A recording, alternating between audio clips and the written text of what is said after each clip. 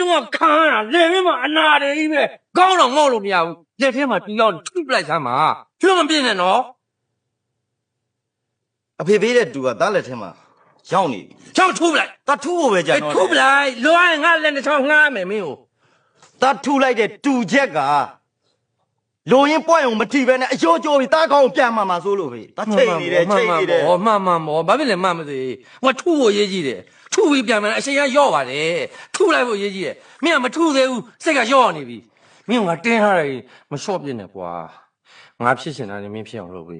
အဲ့ငါဖြစ်ချင်တာဆိုမင်းကြောင့်နော်မင်းကြောင့်ဒီပြဿနာတွေအဲ့တော့မင်းက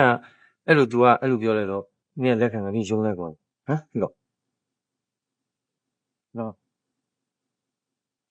ကျွန်တော်တီးကြကြအဖေမပေးရသေးပါ